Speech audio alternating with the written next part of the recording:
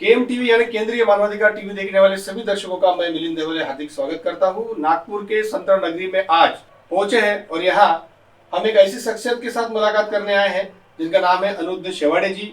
और इन्होंने डॉक्टर बाबा साहब अम्बेडकर के विचारों को पूरे भारतवर्ष के अंदर में फैलाकर हर घर में बाबा साहब के विचारों को पहुंचाया है। ऐसे अनिरुद्ध शेवाड़े जी हमारे साथ जुड़े हुए हैं। हम उनसे चर्चा करते हैं कि किस तरीके से वो अपने बाबा साहब के गानों का प्रबोधन का जानते हैं। हम अनिरुद्ध शेवाड़े जी से कि उन्होंने आज बाबा साहब के बारे में हर घर में बाबा साहब के विचार पहुंचे, ये एक बीड़ा उठाया था, क्यों उठाया और ऐसी कौन सी इंसिडेंट इनके साथ हुई कि जो आज बाबा साहब अम्बेडकर गौतम बुद्ध के विचारों को आज घर घर तक पहुंचाने का बीड़ा शेवाड़े जी ने उठाया है।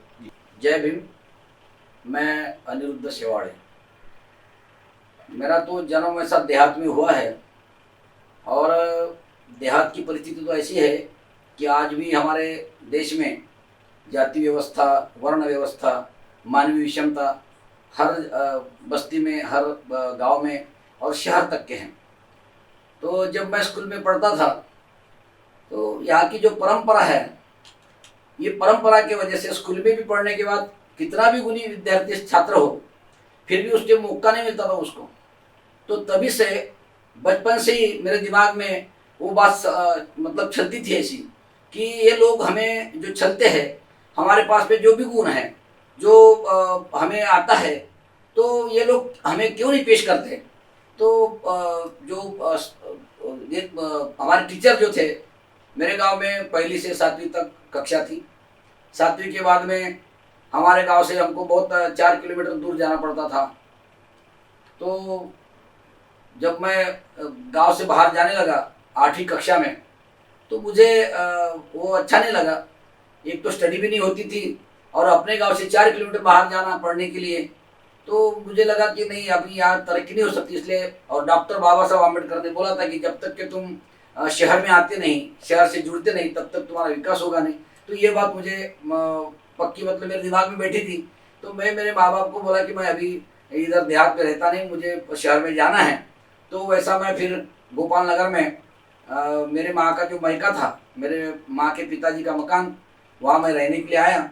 और कुर्वेज मॉडल जो दीक्षा भूमि के पास जो स्कूल है, वहाँ मैं फिर दाखिल हुआ और वहाँ मेरी पढ़ाई हुई मैट्रिक तक के। बाद में ग्रेजुएशन तक के मेरी पढ़ाई धर्मपेट महाविद्यालय वहाँ पर हुई। और जब नागपुर में आया मैं, तो नागपुर में आने के बाद में मेरे साथ में जो लोग जुड़े नागपुर के शहर के मूवमेंट के लोग, तो सबसे पहले मुझे BS4 और मान्यवर कांशीराम साहब जी का जो कार्यकर्ता जुड़े मेरे साथ, उससे मुझे बहुत कुछ सीखने को मिला है। डॉक्टर बाबा साहब अम्बेडकर की मूवमेंट क्या है और डॉक्टर बाबा साहब अम्बेडकर जी ने बुद्ध को, कबीर को, ज्योतिबा फुले को गुरु क्यों माना, तो ये स्टडी मैंने किया। ये स्टडी करने के बाद में मुझे ये पता चला कि जो मानवाधिकार जो है, जो मानव पैदा होता है, जो मनुष्य जन्म आता है, जन्म लेने के बाद में उसको मनुष्य के समान उसके जितने भी अधिकार है, मानवाधिकार, वो अगर उसको नहीं मिलते तो ये कौन जो लोग हैं उसको उस तरीके से जीने देते। तो वो पीड़ा मेरे दिल में थी। बस मैं शुरू हो गया मैं मूवमेंट में। DS4 से मैं प्रोग्राम करता था और जहाँ जहाँ कांशीराम साहब आते थे, वहाँ तो मेरा एक वारे वा धन्य कांशीराम, आज वो धन्य कांशीराम गीत ने मुझे इतना मशहूर कर दिया कि मैं पंजाब, बिहार, यूपी और राजस्थान, गुजरात, जहाँ जहाँ हिंदी भाषी प्रदेश है, वहाँ तक के मैं पहुँचा। और यहाँ के भी अपने देश के लोग, भारत के देश के लोग जो बाहर गए हैं, वो जो कांशीराम साहब के फॉलोअर्स है, उनमें भी आज तक मेरा बाहर में, जैसा थाईलैंड, श्रीलंका, इंग्लैंड, अमेरिका, ये जो प्रदेश है जहाँ अपने भारत के लोग गए, वहाँ पर भी उन देशों में मेरा नाम अच्छा मतलब उसमें मूवमेंट में आया है। तो आदमी जो तरक्की करता है मूवमेंट की वजह से करता है। चढ़वड़ में काम करना चाहिए। और वो भी डॉक्टर बाबा साहब अम्बेडकर की मूवमेंट ऐसी है कि जो इंसान पैदा होता है, इंसान के हक और अधिकार जो है वो देने का काम डॉक्टर बाबा साहब अम्बेडकर ने भारत के संविधान से किया है। इसलिए डॉक्टर बाबा साहब अम्बेडकर के मूवमेंट में मुझे काम करने की दिलचस्पी बहुत है। जैसे कि आपने हर जगह पे जाकर प्रबोधन का कार्य किया है, हम देखते हैं कि कहीं पर राजकारण आता है, समाजकारण आता है, तो समाजकारण और राजकारण के बीच की जो कड़ी होती है, उसमें भी आपने बहुत सारा काम किया है। तो उसके बारे में क्या कहेंगे आप? मैं जब मेरा गांव यहाँ से 20 किलोमीटर अंतर पे गोंडखेली गांव है मेरा, नेशनल हाईवे अमृत रोड पर। तो मेरे गांव में वैसा कास्टिज्म नहीं है, कुछ भी कास्टिज्म नहीं, जातिवाद नहीं। लेकिन जातिवाद कौन सा है, राजकीय जातिवाद है। जैसे ग्राम पंचायत के चुनाव है, पंचायत समिति के चुनाव है, जिला परिषद के चुनाव है, इन चुनावों में सबसे से ज्यादा जो परंपरावादी घरानेशाही के जो राजकीय लोग हैं वही उसमें मतलब चुन के आते थे। जैसा एक आधे का आजा सरपंच है तो बाद में उसका लड़का, बाद में उसका पोता, इस तरह से मतलब यानी अपन बाकी पिछड़े समाज के, पिछड़े जात के जितने भी लोग हैं उनको वहाँ कोई मतलब चांस नहीं मिलता था। तो ये तो मैं पहले से सीखा था मेरे गांव से। और आज भी पूरे देश का अगर राजकारण देखोगे आप तो आमदार, खासदार, मंत्री जो भी है, जो पहले से आज़ादी के बाद में जहाँ जहाँ घरानेशाही के जो लोग हैं, मतलब जैसे पहले राजा हुए, अभी मराठा लोग हैं तो उनके राजाओं के जो अभी नाती है, उनकी बिरादरी के जितने भी लोग हैं अभी वो अभी राजकारण में हैं। तो मेरा कहने का मतलब है कि डॉक्टर बाबा साहब आम्बेडकर ने जो अभिव्यक्ति आज़ादी का जो ये दिया है भारत के संविधान में, तो जो भी भारत देश के लिए जिनका भी काम है, भारत देश के सुविधा के लिए, भारत देश के विकास के लिए, भारत देश के उन्नति के लिए जिनका जिनका अच्छा काम है, जो जो काम आ सकते हैं, ऐसे लोगों को चांस मिलना चाहिए, ऐसे लोगों को मतलब उसमें राजकारण में मौका मिलना चाहिए। तो ये बात अपने देश में है नहीं। तो उस बात की भी मुझे बहुत चिढ़ आती है, क्योंकि हम भी भारत में पैदा हुए। तो ये जो जातिवाद की जो जड़ें है, ये जड़ें जब तक के खत्म होती नहीं तब तक के पिछड़े जो लोगों के ऊपर अन्याय अत्याचार जो या होते रहेगा। कानून की जगह है, कानून का पालन यहाँ कोई होता नहीं है। अभी 26 जनवरी आ रही, डॉक्टर बाबा साहब आम्बेडकर ने लिखा हुआ संविधान, तो बाबा साहब आम्बेडकर पिछड़े जात के थे इसलिए लोग बाबा साहब आम्बेडकर का विरोध करते हैं। ये नहीं देखते कि डॉक्टर बाबा साहब आम्बेडकर ने सबसे पहले 340 कलम इस देश के ओबीसीओ के लिए लिखी। अगर डॉक्टर बाबा साहब आम्बेडकर को सिर्फ पिछड़ों का ही अगर उद्धार करना होता तो ये जो ओबीसी लोग हैं ये तो राजकारण में थे। अभी मराठा आंदोलन हो रहा है इधर उधर, तो मराठा आंदोलन तो पहले से मराठा लोग तो राजकारण में है, मुख्यमंत्री कई मराठा लोग बने, तो इन्होंने मराठाओं का फिर आरक्षण क्यों नहीं लिया उस समय। और जब देश काका साहब कालेलकर का जब ये था आयोग, उसके पहले भी जितने आयोग हुई इसमें कास्टिज्म के आरक्षण के बारे में, तो फिर मराठा कहाँ गए थे, कब से मराठा शुरुआत हुए। तो सबसे पहले सवाल यह है कि कानून व्यवस्था जो यहाँ की चरमरा गई है, यहाँ संविधान के मुताबिक देश चलता नहीं है। जो जो पार्टियां है, अभी मेरा एक बहुत अच्छा शेर है कि सरकारें बदलते पर व्यवस्था नहीं बदलती, सरकारें बदलते पर व्यवस्था नहीं बदलती, उनका सारा झूठा चलता और हमारी सच्चाई नहीं चलती। सरकारें तो बदलते पर व्यवस्था नहीं बदलती, उनका सारा झूठा चलता, हमारी सच्चाई नहीं चलती। इसलिए डॉक्टर बाबा साहब आम्बेडकर भारत के संविधानकार कहते थे, अरे हमारे ईमानदार 5 ही हो, लेकिन पार्लियामेंट में ऐसे हमारे सांसद हो कि जिनके सामने गद्दारों की कोई गद्दारी नहीं चलती। बाबा साहब आम्बेडकर का जो संविधान है, ये लोग बोलते डॉक्टर बाबा साहब आम्बेडकर ने लिखा। अरे डॉक्टर बाबा साहब आम्बेडकर ने लिखा, लेकिन उस समय में जो भारत में संविधान को मंजूर करने वाले जो लोग थे वो तो सब विद्वान लोग थे। संविधान समिति में अभी जहाँ जहाँ इतिहास है आप देखना चाहिए ना, तो लोग बोलते गीता पढ़ाओ, रामायण पढ़ाओ, महाभारत पढ़ाओ, सब पढ़ाओ, लेकिन सबसे पहले हमारे देश के छात्रों को पहले स्कूल में से संविधान पढ़ाना चाहिए, क्योंकि संविधान हमारे देश का आत्मा है। जो लोग आत्मा मानते ना, तो आत्मा है, जिगर है। अगर जिगर ही नहीं है, ये आत्मा ही नहीं रहा, तो भारत देश रहेगा नहीं ना। तो मेरा कहने का मतलब एक है कि जुल्म के खिलाफ हर आदमी ने लड़ना चाहिए। बाबा साहब आम्बेडकर ने कहा है कि शिक्षित बनो, शिक्षित बनने के बाद संगठित बनो, जितने भी सीखे पढ़े लोग हैं सब संगठित बनो, और संगठित बनने के बाद में जब तुम्हारे ऊपर अन्याय आता है तो तुम संघर्ष करो, तो संघर्ष को तुम्हारा वहां मिलेगा, तुम्हारे न्याय हक तुमको मिलेंगे। डॉक्टर बाबा साहब आम्बेडकर का कहना है, इसलिए मेरा कहना यह है कि जुल्म के खिलाफ हर आदमी ने लड़ना चाहिए, जुल्म के खिलाफ हर आदमी ने लड़ना चाहिए, और अत्याचार को रोकते हुए हर पल आगे बढ़ना चाहिए। जुल्म के खिलाफ हर आदमी ने लड़ना चाहिए, अत्याचार को रोकते हुए हर पल आगे बढ़ना चाहिए। भारत के सरजमीन पर जो भी पैदा हुआ है, हर एक भारतवासियों ने सबसे पहले भारत का संविधान पढ़ना चाहिए। हर एक इंसान को डॉक्टर बाबा साहब आम्बेडकर ने ये दिया है। अभी कुछ लोग बोलते हैं बाबा साहब आम्बेडकर को बदनाम क्यों करते हैं। सबसे पहले तो डॉक्टर बाबा साहब आम्बेडकर को कांग्रेस ने बहुत बदनाम किया। डॉक्टर बाबा साहब आम्बेडकर कौन, तो दलितों के मसीहा। बाबा साहब आम्बेडकर कौन, तो पिछड़ों के नेता। अरे ये डॉक्टर बाबा साहब आम्बेडकर ने देश का संविधान बनाया, तो इस देश में क्या पिछड़े लोग रहते? अगर डॉक्टर बाबा साहब आम्बेडकर पिछड़ों के नेता है, तो ये पुनः करार में जब बाबा साहब आम्बेडकर जी ने अंग्रेजों से आज़ादी के बाद स्वतंत्र मतदार संघ का जो पहले इसमें पार्लियामेंट में जब अंग्रेजों का सरकार था और जब आज़ादी की बात आई, तो डॉक्टर बाबा साहब आम्बेडकर ने स्वतंत्र मतदार संघ गवर्नमेंट उनसे अंग्रेज सरकार से लिया था। तो गांधी जी ने विरोध किया। गांधी जी ने विरोध करने का मतलब क्या हो गया कि आज हमारे जो पिछड़े लोग समाज के लोग हैं, भले ही उनको राखी जगह पे मतलब चुनकर देते हैं, तो कैसे लोग देते हैं? हाथ होकर पंगु है, जिनको आंख होकर भी दिखता नहीं, अंधे लोग हैं, जो चल नहीं सकते, जो बोल नहीं सकते, ऐसे लोगों को चुनकर देकर क्या फायदा? तो बाबा साहब आम्बेडकर का एक मतलब था कि होशियार लोग जो है हमारे समाज के, न्याय हक के लिए लड़ने वाले, ऐसे लोग चुनकर जाएंगे स्वतंत्र मतदार संघ से और वो अपने समाज के लिए न्याय मांगेंगे। तो ये हुआ नहीं ना।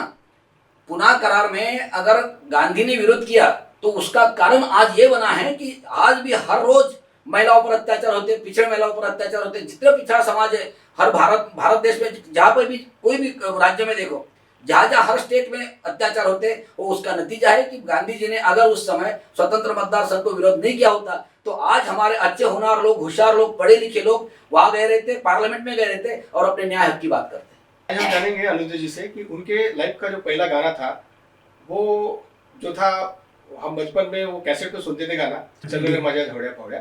तो आज उनसे अनुरोध करेंगे कि वो गाने के कुछ बोल हम हमारे दर्शकों को बताएं।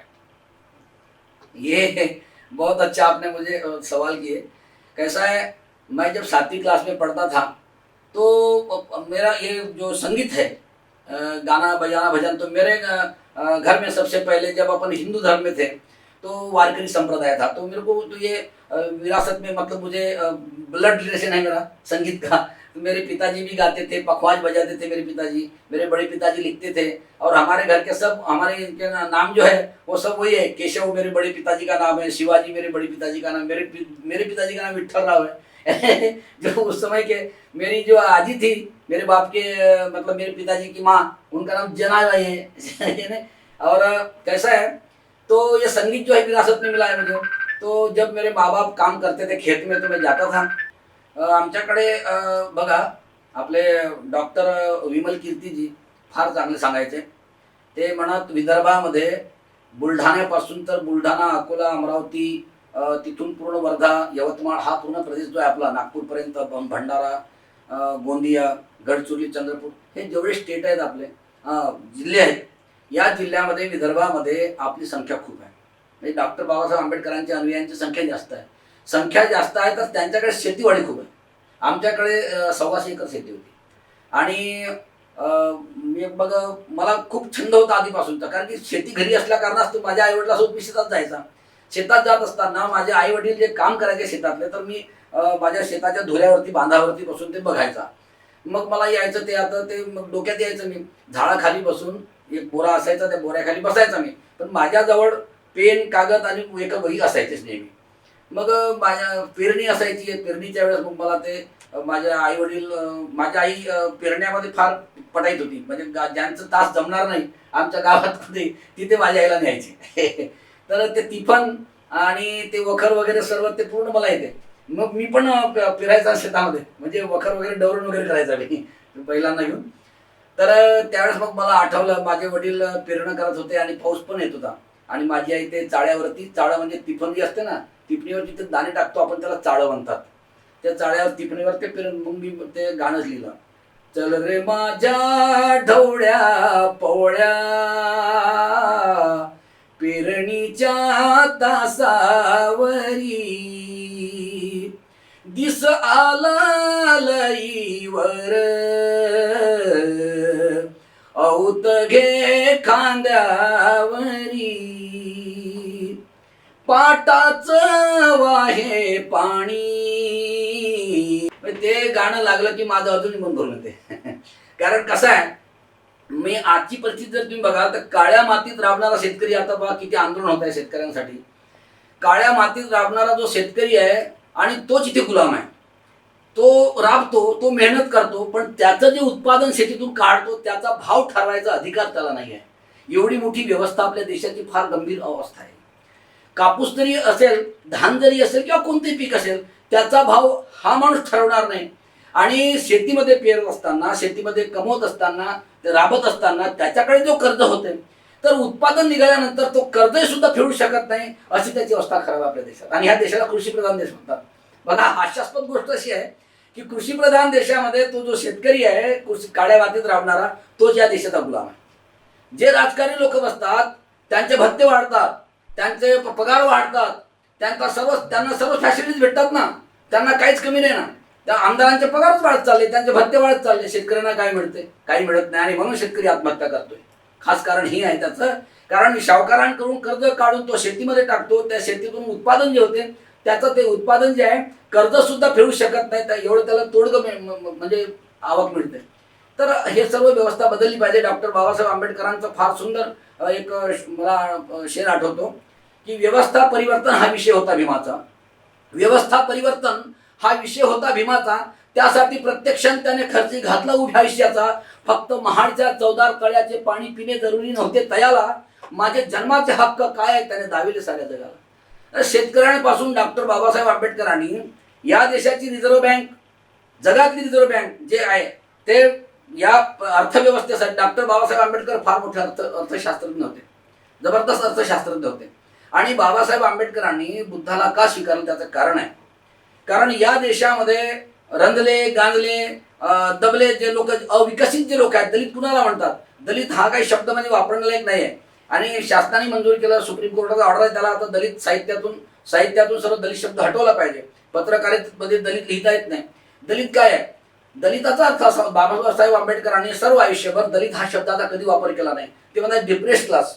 डिप्रेस्ड क्लास म्हणजे जे अविकसित लोक आहेत, शिक्षणापासून ज्यांना वंचित ठेवण्यात आलं, ज्यांना पैसा कमवू दिला नाही, ज्यांना ज्ञान घेऊ देण्यात आलं नाही, ज्यांना कुठल्याच पद्धतीचं विकसित होण्याचं कुठलंच त्यांना तंत्र हाताळू दिलं नाही, असा जो समाज आहे, असा जो जन्मलेला मानवी समाज आहे, मानवी समूह आहे, त्यांना दलित म्हटलं गेलाय. ते दलित कधी म्हटलं? बाबासाहेब आंबेडकरांनंतर तो शब्द वापरला दलित. ह्या काँग्रेसनी बाबासाहेब आंबेडकरांसाठी दलित शब्द वापरला. बाबासाहेब आंबेडकर तो दलित ओके नेता.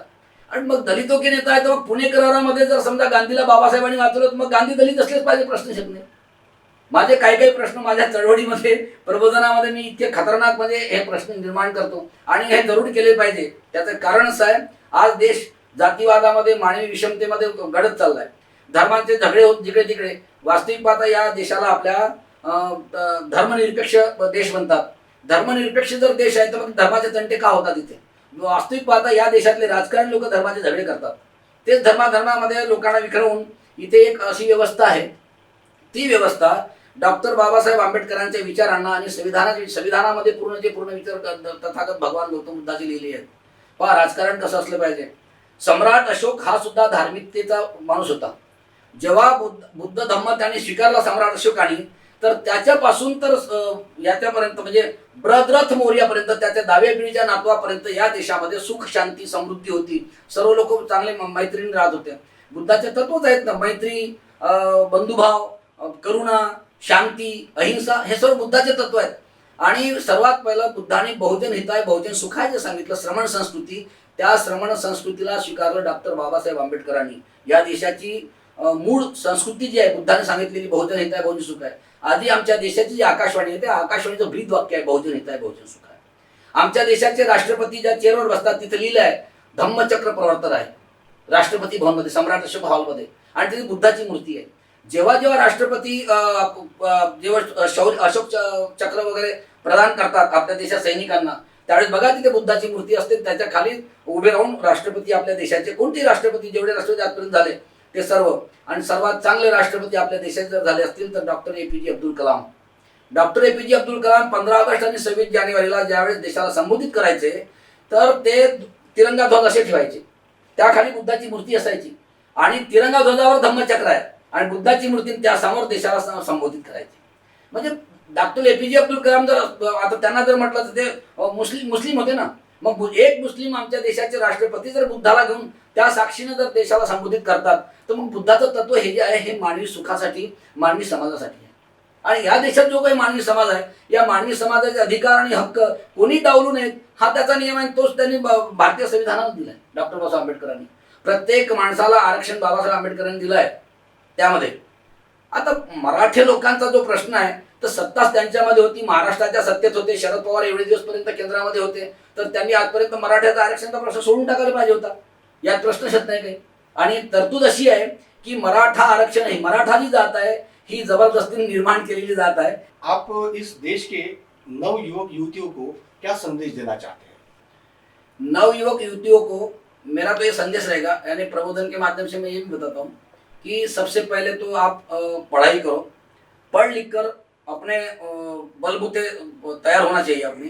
अपने आप बलबूते अगर तैयार होंगे अपन, राज्यशास्त्र, समाजशास्त्र, अर्थशास्त्र है ना, हर एक चारवाक से लेकर तो बुद्ध से लेकर जितनी भी पढ़ाई है पूरी पढ़ाई करो, समाजशास्त्र से लेकर, राज्यशास्त्र से लेकर, तत्व इसके फिलोसॉफी से लेकर हर एक सब्जेक्ट का तुम स्टडी करो।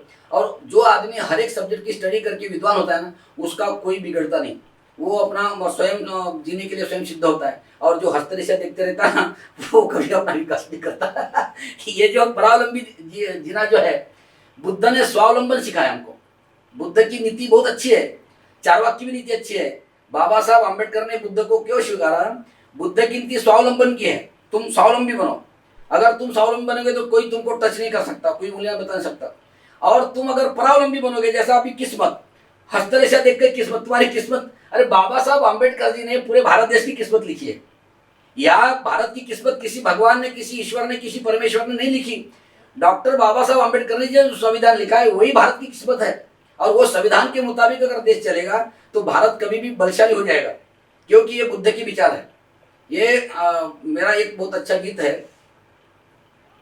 गुरु हुए हैं विश्व के गौतम, संदेश दे के शांति का, समता मानवता बंधुत्व से है भारत की अखंडता। हर साल धम्मचक्र परिवर्तन दिन के उपलक्ष्य में आपका प्रोग्राम दीक्षा भूमि नागपुर में रहा है, तो ऐसा कौन सा गाना है वो जो आपने गाया वहाँ, जो अभी तक आप उस गाने को हमेशा ही गुनगुनाते रहते हैं? एक बहुत अच्छा गीत मेरा बहुत आज इंडिया टीवी से लॉर्ड बुद्धा से भी फेमस हुआ है, और अभी लोक यात्रा चैनल जो है उससे भी वो इस पर लोग दिन भर बहुत सुनते रहते हैं। और एक वैसे तो मेरे सब हिंदी गीत जितने भी है दिन भर 2-3 हज़ार लोग तो सुनते थे एक दिन में, यानी वो सब दिखता है उसमें। एक मेरा गौतम के शहर में जो है, तो गौतम का शहर मैंने पूरी दुनिया को बताया, यानी पूरी दुनिया गौतम का शहर, संसार यानी पूरी वो गौतम का शहर। उसमें फिर जितने भी बौद्धिस्ट राष्ट्र है अपने दुनिया में, वो सब के सब उसमें जुड़ा मैंने। तो इतना अच्छा है कि उसमें आज तक के 16 लाख लोगों ने उसको व्यूज दिया है, 16 लाख लोगों ने। तो मैं तो ये समझता हूँ कि मैं जब भी कोई लिखता हूँ, गीत लिखता हूँ, तो मेरे नज़र के सामने डॉक्टर बाबा साहब अम्बेडकर, बुद्ध फिलॉसफी और राष्ट्रीयता, राष्ट्रनिष्ठ। मैंने ये गीत बहुत अच्छा अभी लिखा हूँ, ज्यांच्या घरावर ज्यांच्या दारावर, ज्यांच्या घरावर ज्यांच्या दारावर धम्मचक्र राष्ट्र चिन्ह आहे भारताचे, ते अनुयायी भारतात भीमाचे, ते राष्ट्रनिष्ठ भारताचे, जे अनुयायी भारतात भीमाचे, ते राष्ट्रनिष्ठ भारताचे। जे लोक राष्ट्रनिष्ठेच्या गोष्टी करतात की नाही, त्यांच्यासाठी माझे उत्तर आहे। कारण डॉक्टर बाबासाहेब आंबेडकरांची राष्ट्रनिष्ठेला गांधीजींनी सुद्धा गोलमेज परिषदेमध्ये वाव दिलाय।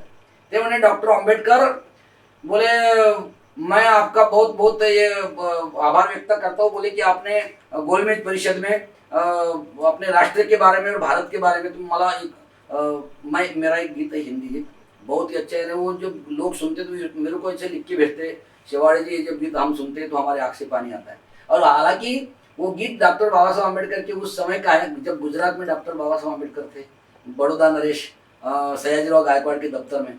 तो उन्होंने अगर फाइल मांगी तो वहाँ का जो चपरासी रहता था ब्राह्मण, वो फाइल फेंक के देता था। पानी अगर मांगे तो पानी नहीं पीने देते थे घड़े का वहाँ के लोग। तो वो याद बाबा साहब अम्बेडकर का, तो वो गीत इतना अच्छा मेरा इतना फेमस हुआ। लॉर्ड बुद्धा से तो बाप रे बाप दिन भर इतने फोन आते थे मेरे को, और आवाज इंडिया में तो लगते रहता है। भारत में रहने वालों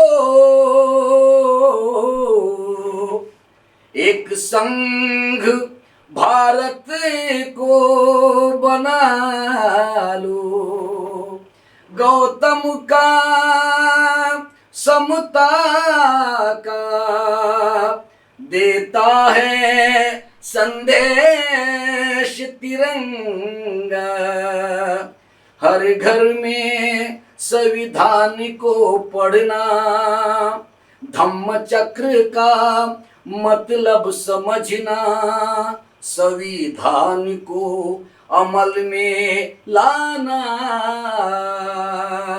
संविधान को अमल में लाना, भारत माँ की लाज बचाना, इस वतन में अमन है घर पाना, बदल दो व्यवस्था पुरानी, मनुवादी नीति शैतानी, अरे भारत की है ये परेशानी, करो याद भीम की जुबानी, बुद्धं शरणं गच्छामि कहना। 26 नवंबर को 1949 को जब डॉक्टर बाबा साहब आम्बेडकर का भारत का लिखा हुआ संविधान जब पेश करते हैं तो पंडित जवाहरलाल नेहरू और उस समय के डॉक्टर राजेंद्र प्रसाद राष्ट्रपति अपने देश के उस समय रहते हैं, तो बाबा साहब आम्बेडकर भारत के आकाशवाणी से पूरे देशवासियों को संबोधित कर रहे हैं, तो उस समय देखो उनको यादें आती है। मैं स्कूल में पढ़ने गया जब मुझको ही अलग बिठाया, बतलाओ कसूर क्या मेरा, अरे मैंने भी जन्म यह पाया, कुछ लोग यहाँ अज्ञानी थी उनकी ये नादानी, और भारत की है ये परेशानी, करो याद भीम की जुबान। हमारे देश में बाबा साहब को मानने वाले और बाबा साहब के विचारों को चलने वाली बहुत सारी संस्थाएं और राजनीतिक दल हैं और बहुत सारे नेताएं भी हैं। ये सब एक जगह पर अगर आते हैं तो जैसे कि बाबा साहब ने बोला है, एक लकड़ी कोई भी तोड़ेगा 10 लकड़ी तोड़ने को ताकत लगती है। अगर ये हमारे छोटे छोटे गुटों में जो बटे हुए जो हमारे जो संगठनाएं हैं, ये पार्टियां हैं, ये अगर एक आ जाए तो बाबा साहब का मिशन सही मायने में बड़ा हो सकता है। और आज सांसद के लिए, आमदार के लिए आज कला क्षेत्र के बहुत लोग सामने आ रहे हैं। बाबा साहब के विचार और आमदार पद के लिए जो अभी सभी लोग सामने में आए हैं, तो उसमें तो आपकी क्या प्रतिक्रिया है? देखिए, बहुत अच्छा सवाल आपने किया है। आज भारत देश में संविधान का अमल करने के लिए ऐसी कोई एक पार्टी होना चाहिए जो जिसको पॉलिटिकली पार्टी, जो राजकीय पक्ष जिसको बोलते हैं। तो डॉक्टर बाबा साहब आम्बेडकर जी ने एक रिपब्लिकन पार्टी का ये संविधान बना के दिया था कि ये देश में हर एक इंसान को अपना अपना हक और अधिकार से संरक्षित रखने के लिए एक ऐसी पार्टी होना चाहिए। उन्होंने कोई रिपब्लिकन पार्टी की स्थापना नहीं की थी, लेकिन उन्होंने ये बताया था कि रिपब्लिकन पार्टी, आज इंग्लैंड में इसमें रिपब्लिकन पार्टी है। अभी डोनाल्ड ट्रंप जो थे रिपब्लिकन के प्रेसिडेंट थे वहाँ के। तो बाबा साहब आम्बेडकर का सबसे पहले मुद्दा अगर कोई होगा तो वो मुद्दा था संगठित होने का। तो इस पर मैं थोड़ा सा अभी शायरी में बताता कि दिखाए ना कोई उंगलियां हम पर, उठाए ना कोई उंगलियां हम पर, ऐसे हैसियत की बात करो। उठाए ना कोई उंगलियां हम पर, ऐसे हैसियत की बात करो। और कोई माँ का लाल हमारा दुश्मन, हमारी सच्चाई झुठला ना सकेगा, ऐसी असलियत की बात करो। कोई दिखाए ना उंगलियां, उठाए ना उंगलियां हम पर, ऐसे हैसियत की बात करो। कोई माँ का लाल हमारा दुश्मन, हमारी सच्चाई झुठला ना सकेगा, ऐसी असलियत की बात करो। एक रोज सारा जमाना तुमसे जरूर मोहब्बत करेगा शेवाले साहब, बस तुम सिर्फ इंसानियत की बात करो। कैसा है, कोई एक इंसान दूसरे इंसान से कोई दुश्मन नहीं रहता, इंसान का कोई दुश्मन नहीं रहता, विचारधारा से दुश्मन बनता है। अब डॉक्टर बाबासाहेब आंबेडकर ने उस जमाने में बोले थे की काँग्रेस हे जडतं घर आहे, जो कोणी त्यात जाईल तो होरपळून निघेल। आणि हे खरं भी आहे, कारण की स्वातंत्र्यानंतर आजपर्यंत, आजादी के बाद आज तक के कांग्रेस ने जितने दिन, जितने साल हमारे देश में सत्ता की है, हमारे देश का जातिवाद खत्म नहीं हुआ, हमारे देश में सांप्रदायिक झगड़े खत्म नहीं हुए, हमारे देश में गरीब गरीब ही रहा और अमीर अमीर रहा। तो बाबा साहब आम्बेडकर का मूल मुद्दा ये था कि जिसको आर्थिक समता बोलते, आर्थिक समता आना चाहिए। यानी वो टैक्स वगैरह जो इनकम टैक्स वगैरह जो लगता है ना, तो ये डॉक्टर बाबा साहब आम्बेडकर तो बहुत बड़े अर्थशास्त्रज्ञ थे। अभी आपका सवाल ये है, तो इस सवाल के बारे में ये कहता हूँ, आदिवासी लोग जो है, अभी कोई लोग मूल निवासी बोलते हैं, जो भी इस जमीन पर पैदा हुआ, भारत के जमीन पर, वो मूल निवासी, आदिवासी, जिसका जन्म यहाँ पर हुआ है, ऐसे लोग जो अविकसित जो लोग हैं। तो डॉक्टर बाबा साहब आम्बेडकर ने संगठन शक्ति को बहुत ये दिए, महत्व दिए। अब ये बाबा साहब आम्बेडकर के विचारों के जो पॉलिटिकल पार्टियां यहाँ पर है, तो सबसे पहले तो रिपब्लिकन पार्टी थी। लेकिन रिपब्लिकन पार्टी के जितने भी नेता थे, जैसे मैं अभी नाम नहीं लेता किसी का, मेरे को, मैं कलाकार हूँ और प्रबोधन करना बाबा साहब आम्बेडकर की मूवमेंट, उनके विचार लोगों तक पहुंचाना, ये मेरा काम है। मैं किसी को टीका टिप्पणी करता नहीं। लेकिन आज की जो हालत है, तो जितने भी नेता थे, ये सब नेता के साथ मेरे अच्छे संबंध है। कवाड़े साहब और आठवले साहब का जब परिवर्तन कला महासंघ था, तो विदर्भ का अध्यक्ष मैं था। वहाँ पर बहुत बड़ा अधिवेशन भी नागपुर में उस समय लिए थे हमने। और कवाड़े साहब ने, जब मैं सबसे पहले कलमेश्वर पंचायत समिति का सभापति का जब पद आया राखीव, तो वो एससी महिला राखीव था। और मैं तो, मेरे को बहुत खुदकिस्मत भी समझता हूँ। और मैं, योगायोग ऐसा है कि मेरी जो मिसेस है, मेरी जीवन संगिनी जो है प्रतिमा शेवाड़े, ये येलेन बाबू हरदास जो जय भीम के जनक है, उसकी भतीजी है। तो येलेन बाबू हरदास मेरे ससुर जी है और नगरकर परिवार से मेरा ये रिश्ता भी जुड़ गया। तो सबसे पहले मेरी मिसेस वहाँ पर सभापति बनी। तो बाबा साहब अम्बेडकर का जो संगठन शक्ति का जो मूवमेंट का जो ये था विचार, वो मेरे पास में था। तो अभी तो कैसा है, अपनी मिसेज भी सभापति थी, लेकिन हैंडल तो अपन ही करते क्योंकि अपन हैंडल नहीं करे। जैसा ज्योतिबा ने सावित्री को आगे की, इसलिए सावित्रीबाई उस समय की मुख्य अध्यापिका बनी और महिलाओं को एजुकेशन दिए उन्होंने, तो विद्या की देवी बनी। तो अपन जब तक के अपने महिलाओं को आज़ादी देते नहीं, राजकीय आज़ादी, सामाजिक आज़ादी, आर्थिक आज़ादी, तब तक के वो भी विकास नहीं कर सकते ना।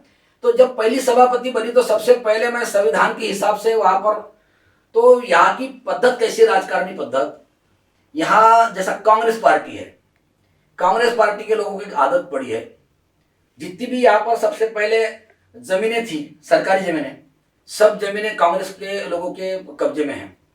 स्कूलें उनकी है, कॉलेज उनके हैं, हॉस्पिटल उनके हैं, सब सब उनका है। और बाकी बची कुछ जमीन अभी जो भाजपा है, तो भाजपा वालों ने अभी लिए। तो भाजपा वालों क्या के लिए ये योगा बिगा, ये तो जो रामदेव बाबा करा, वो सब जमीन का अभी बहुत बड़े, ये जो सरकार अभी जो काश्तकार लोग, किसान लोग जो मोर्चा निकाले अभी इसके खिलाफ, तो इनका कैसा है, डॉक्टर बाबा साहब आम्बेडकर के विचार थे कि हर एक चीज जो अपने देश की है, वो राष्ट्रीयकरण उसका होना चाहिए। वो सबका हक होना चाहिए। जो भी भारत देश के जितने भारतवासी है, सबका हक उस पर रहेगा जब अगर ये राष्ट्रीयकरण होगा। तो इन्होंने राष्ट्रीयकरण छोड़ दिया और खादीकरण किया। तो कांग्रेस ने भी वही किया था, भाजपा भी वही कर रही है।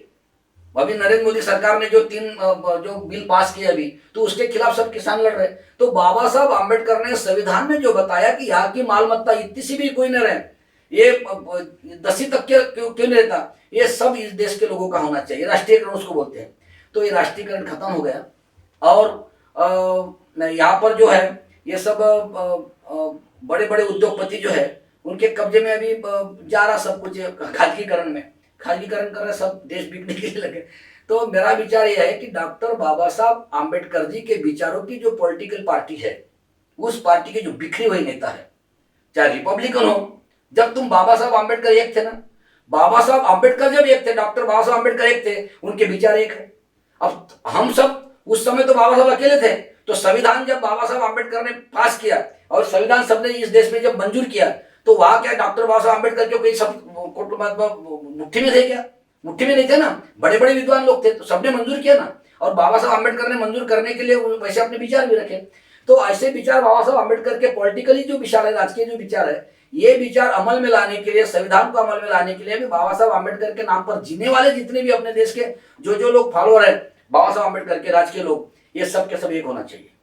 अब व्यावसायिक देखिए, कला में 2 प्रकार है, व्यावसायिक कलाकार और मूवमेंट में समाज के सामने प्रबोधन करने वाला कलाकार, इसमें फर्क है। मेरी कला जो है वो व्यावसायिक दृष्टिकोण से कभी देखा नहीं। मैंने ये देखा कि मैं जो कुछ भी समाज के सामने रख रहा हूं, इसका फायदा समाज को होना चाहिए और समाज की उन्नति होना चाहिए। मैंने डॉक्टर बाबा साहब आम्बेडकर के मूवमेंट में खुद को तो पूरी जिंदगी तक, जब तक कि मेरा दम है तब तक के मैं डॉक्टर आम्बेडकर के मूवमेंट समाज को बताते रहूंगा, चाहे पैसा मुझे मिले न मिले और घर का अच्छा मैं मुझे उतने को पैसे की जरूरत भी नहीं है। मेरे राजस्थान में प्रोग्राम हुआ, देखिए राजस्थान में अभी इस स्टेट में से मैं राजस्थान गया, पंजाब में गया, बिहार में गया, मैं बिहार में बुद्ध बता के आया। मैं राजस्थान में भी ऐसा बुद्ध बताया, क्योंकि राजस्थान के लोग बुद्ध के खिलाफ थे। डॉक्टर बाबा साहब अम्बेडकर को मानते थे लेकिन बुद्ध को नहीं मानते थे। तो जिन्होंने मुझे बुलाए थे वही बोले, शेवाले जी सबसे पहले बाबा साहब अम्बेडकर से शुरू करने का बोले। बोला ठीक है। और शुरू करते करते मैं जब धर्मांतर पे आया बाबा साहब का वो सब मानो तो मुख से बोल बुद्धं शरणं गच्छामि जब गाया, इतनी तालियां बजी वहां पर। तो राज्यपाल वहां पर थे, वहां के उस समय के मुख्यमंत्री गहलोत साहब वहां पर थे, अभी भी मुख्यमंत्री है राजस्थान के। तो अभी 9 साल हो गए, मैं हर साल वहां पर जा रहा हूँ, अभी कोरोना की वजह से इस साल नहीं गया मैं। तो बिहार में, पंजाब में, गुजरात में, आंध्र प्रदेश, कर्नाटक यानी महाराष्ट्र को जो लगे हैं, यानी ये छत्तीसगढ़ से लेकर एमपी तक के, यानी जितने हिंदी भाषी प्रदेश है, जहाँ जहाँ लोग मेरे सुनते हैं, मेरे बहुत फॉलोअर्स लोग हैं वो बाबा साहब अम्बेडकर के, जो मुझे सुनते हैं वो व्यूज भी देते हैं, बहुत अच्छे लिखते हैं मेरे बारे में। मेरा कहने का मतलब यह है कि कांग्रेस में जाने के बजाय, भाजपा में जाने के बजाय तुम अपनी एक पार्टी करो, सबके सब लोग एक जगह आ जाओ। जैसा कांशीराम साहब ने ऐसा नेतृत्व दिए और बाबा साहब अम्बेडकर के बाद में उन्होंने ऐसे ये मूवमेंट ये किए थे कि जितने भी महापुरुष थे अपने देश के, जो समता को मानते थे, बुद्ध से लेकर सब, उनको सबको एक करने का काम कांशीराम साहब ने किया। तो ये काम इन नेताओं ने की नहीं, ये दुकानदारी में लगा के बैठे। अब बात एक है, और हाँ ठीक है, अगर कांग्रेस के विचार डॉक्टर बाबा साहब अम्बेडकर के विचारों से सम्मिलित होते हैं तो ठीक है, तुम कांग्रेस में काम करो। लेकिन वो गांधी जी के जो पहले की विचार है कि वर्ण व्यवस्था हो गई और हिंदू धर्म के पुरस्कार करने का जो विचार है, तो तुम एक पर्टिकुलर एक धर्म के तुम विचार कैसे मतलब राजकारण में ला सकते? या हिंदू भी है तो क्रिश्चियन भी है, या जैन भी है तो या बौद्ध भी है, या पारसी भी है, या पंजाबी है, सिख है। सिख तो खुद को हिंदू मानती नहीं, अगर किसी ने उनको हिंदू बोले वो तलवारें दिखाते। यानी कैसा है, धर्म के नाम पर अगर बंटवारा होता है देश का, तो धर्म पर्टिकुलरली कोई भी जो आदमी पैदा होता है उसके लिए धर्म है, तुम धर्म का अनुसरण कर सकते जो तुमको अच्छा लगता है, लेकिन राजकारण में धर्म आना नहीं चाहिए। जिसको तुम धर्म बोलते हो, वास्तविक बात है धर्म तो यह ही नहीं, वास्तविकता में धर्म नहीं है, ये संप्रदाय है। तो जिस संप्रदाय के विचार तुमको अच्छे लगते हैं, तो डॉक्टर बाबा साहब अम्बेडकर जी ने बुद्ध के जो विचार दिए हैं, ये बुद्ध के विचार, जो हमारा देश का तिरंगा है, तिरंगे पर जो धम्म चक्र है, ये धम्म चक्र समता सिखाता है। इसमें इंसान ने किस तरह सुखी जीवन अपना जीना चाहिए, शांति सुकून से जीना कैसा जीना चाहिए, वो धम्म चक्र में बताता है। तो वो धम्म चक्र हमारा राष्ट्रीय सिंबल है। अगर हमारा राष्ट्रीय सिंबल अगर बुद्ध का है तो ये देश बौद्धिस्ट राष्ट्र है। तो ये बुद्ध के विचार पूरे के पूरे डॉक्टर बाबा साहब अम्बेडकर जी ने संविधान में लिखे हैं। तो संविधान का अमल अगर करना है तो डॉक्टर बाबा साहब अम्बेडकर के जितने भी फॉलोअर्स है, वो पूरे विचारों के, बाबा साहब अम्बेडकर के विचारों के जो लोग हैं, पूरे अगर एक हो जाएंगे तो तभी संविधान पर अमल कर सकते। नहीं तो आज की पार्टियां आती है, पार्टियां जाती है, कई पार्टियां आएंगी, कई प्रधानमंत्री आएंगे, कई राष्ट्रपति होंगे, जिनके जो विचार है वो चलते रहेंगे। अभी तो सुप्रीम कोर्ट हमारे नहीं है, अभी तो हाई कोर्ट हमारे नहीं है, सब मैजिस्ट्रेट उनके विचारों के हैं। और सुप्रीम कोर्ट, हाई कोर्ट, इन्होंने ये स्वतंत्र यह न्यायालय, जो न्याय व्यवस्था जो बोलते हैं ना, उनको स्वतंत्र अधिकार है। लेकिन फिर भी जिनका सरकार रहता हो, सरकार जो जैसे बताएंगे वैसे वो लोग काम करते हैं।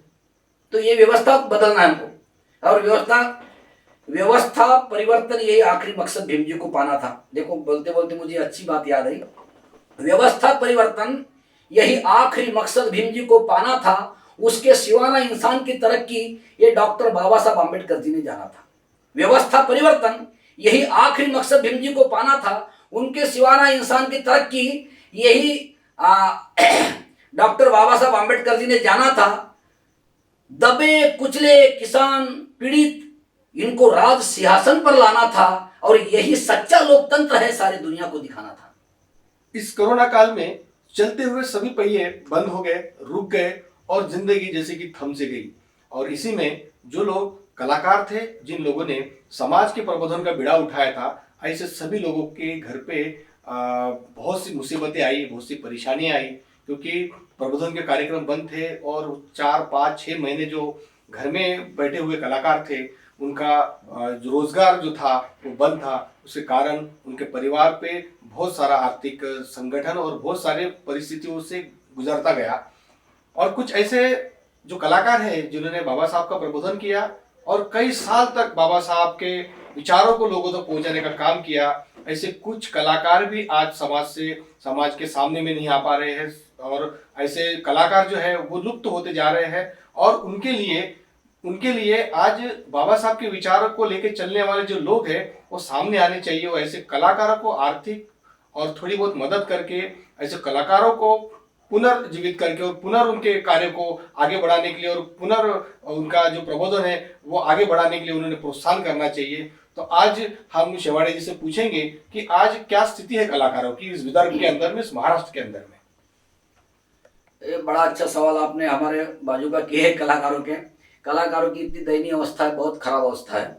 हालांकि देखा जाए तो कलाकारों को गवर्नमेंट ने, सरकार जो भी हो, कोई भी सरकार हो, जो सांस्कृतिक विभाग रहता है, सांस्कृतिक विभाग से ऐसे कलाकारों को मदद करना चाहिए, आर्थिक मदद और सब पार्टनर देना चाहिए उनको। कैसा है, कोरोना काल में हमारे सब प्रोग्राम बंद थे और प्रोग्राम बंद होने की वजह से कैसा है, अभी ठीक है, जिनकी परिस्थिति अच्छी है, जैसा भी मेरी परिस्थिति अच्छी है तो मेरे को प्रोग्राम नहीं भी आए तो चलेगा।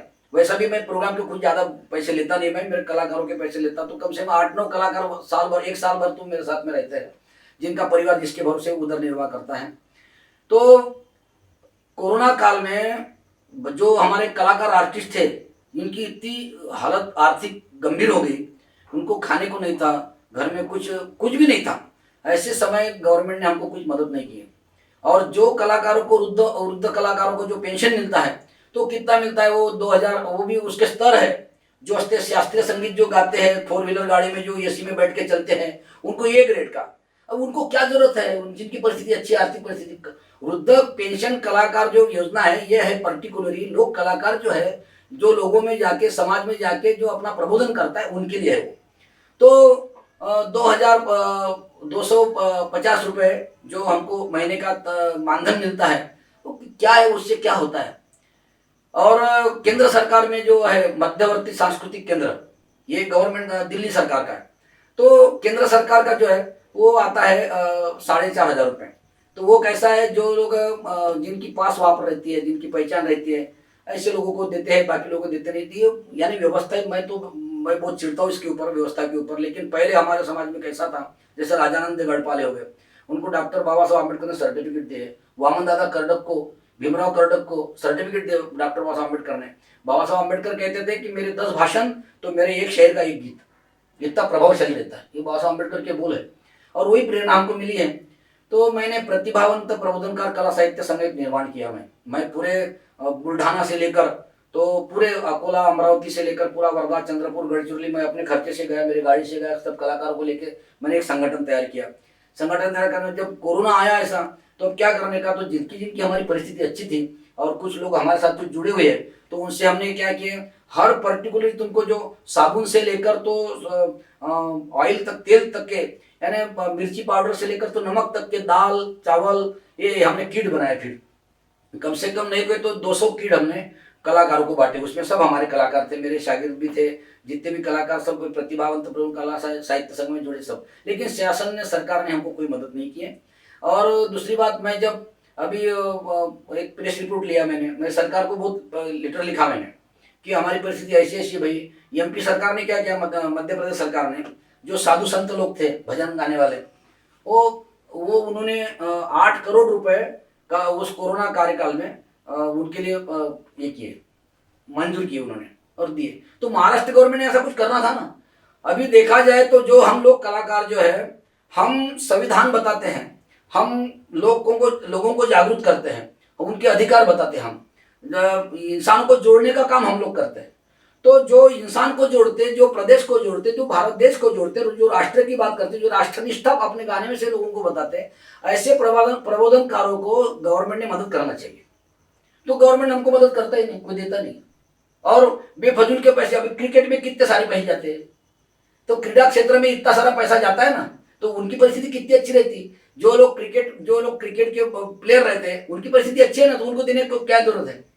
अरे जो समाज में प्रबोधन करते, जो समाज में जाके जो अपनी कला पेश करते, ऐसे कलाकारों के लिए गवर्नमेंट ने एक अलग पैकेज होना चाहिए, उनका अलग पैकेज देना चाहिए। तो सांस्कृतिक क्षेत्र में हमारे लिए जो पैकेज रहता है कलाकारों को, वो मिलता ही नहीं है।